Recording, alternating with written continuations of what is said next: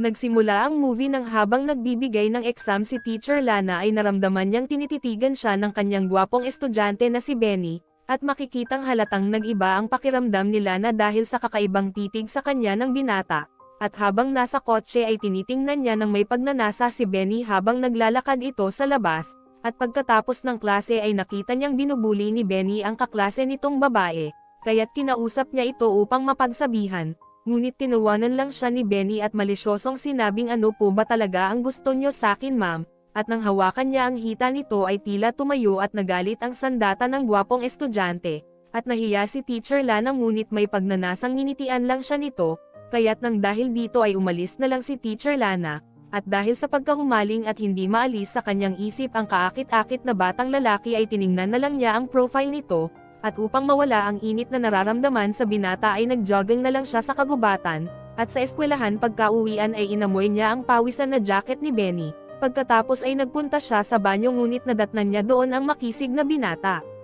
At bigla nitong hinawakan ang kanyang dalawang mapupulang mansanas, kaya tuluyan na siyang bumigay at napapikit ngunit pinigilan pa din niya ang kanyang sarili at sinabing kalimutan na natin ang nangyaring ito. At sa labas ay sinabi ni Benny sa kanya na magkita tayo pagkatapos ng klase, ngunit sinabi nila na nakalimutan mo na ako dahil mali ang ginagawa natin. Isang araw habang nagtitingin siya sa isang art gallery ay naramdaman niya na parang may nakatitig na naman sa kanya, at sa kanyang paglingon ay nakita niya ang mapang-akit na mga tingin ng gwapong binata, kaya't nagmadali siyang bumaba ng hagdan upang makaiwas dito, ngunit makikitang patuloy pa din siyang dinidikitan at inaakit ni Benny. Kaya't agad siyang pumanik sa hagdan upang pumunta ng elevator, at nang sasarado na ang pinto ay biglang pumasok ang kanina pang nag-iinit na binata, pagkatapos ay hinagod siya nito ng isang daliri sa kanyang muka, at tila panaderong minasa pa nito ang kanyang dalawang pandesal, napapikit na lang si Teacher Lana nang papasukin nito si Pining Garcia, at sa wakas ay pinaputok na nito ang kanyang tilapia.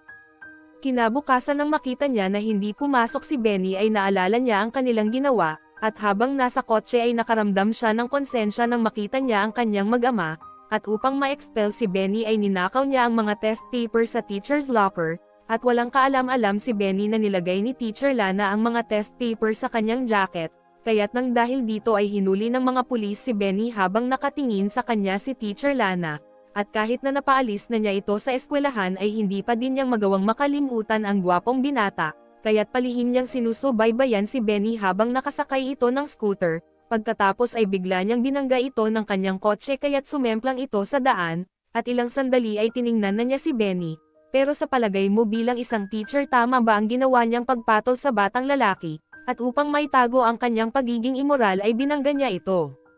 At dito na po nagtatapos ang ating movie. Don't forget to subscribe, like, share and comment, at maraming salamat sa panonood at suporta mo. Nagsimula ang movie nang ihatid ng yayang si B ang kanyang alagang si Cole, at makikitang nakatingin si Cole sa mga papaya ng kanyang magandang yaya, pagkatapos ay nakita ni Cole na may kasamang isang lalaki si B kaya't nakaramdam siya ng selos dito, at sa bahay ay nagmamadaling gumayak ang kanyang mga magulang para sa isang trip, at ilang sandali ay dumating na si B pagkatapos ay umalis na din ang mga magulang ni Cole. Kinagabihan ay nag-party-party silang dalawa at masaya din silang nag-swimming at nagluto din sila ng pizza, kaya't nang dahil dito ay nakaramdam si Cole ng kakaibang init at naging mag-best friend sila ng kanyang magandang yaya. Pagkahiga sa sofa ay tinanong siya nito at sinabing may gusto ka ba sa akin ngunit hindi ito inamin ni Cole, pagkatapos ay pinashot siya ni B upang makatulog siya kaagad, at pagkaalis nito ay itinapon niya ang alak sa isang halaman, at habang nasa kama ay nagkunwari siyang pagod at nakatulog. Pagkatapos ay tinawagan niya si Melanie dahil napag-usapan pala nila na titingnan niya si B upang malaman nila kung ano ang ginagawa nito kapag natutulog siya, at ilang sandali ay tumunog na ang doorbell kaya tahimik na gumapang si Cole upang masilip niya si B sa ibaba. Pagkatapos ay nakita niya si B na kasama nito ang mga kaibigan, at makikitang naglalaro ang mga ito ng Truth or Dare, at nang tumapat ang bote kay B ay nag-dare sa kanya si Max na halikan niya ang lahat doon, kaya't hinalikan ni B ang lahat, at patuloy na pinapanood sila ni Cole sa hagdan, at nang magpunta si B kay Samuel upang halikan ay bigla niyang sinaksak ito ng 2 kutsilyo sa ulo, kaya't takot na takot si Cole sa kanyang nakita. Pagkatapos ay kinuha nila B ang isang libro para sa kanilang ritual, sinabi din ni B na kailangan na nating kumuha ng dugo ng isang inosente sa itaas, Pagkabalik sa kwarto ay agad na tumawag si Cole sa 911, at nang marinig na pumanik na sila B ay nagtulog-tulugan na si Cole, at nang kuhanan siya ng dugo ni Sonia ay tiniis niya ang sakit upang hindi siya mahuli, at pagkaalis ay inihagis na niya ang kumot sa bintana upang makatakas, ngunit nahuli siya ni B nang mawalan siya ng malay, at nang magising ay sinabi niya kay B na gusto lang niyang lumabas upang makapagsigarilyo. Pagkatapos ay nagdatingan na ang mga pulis kaya't agad na sumigaw si Cole upang makahingi ng tulong.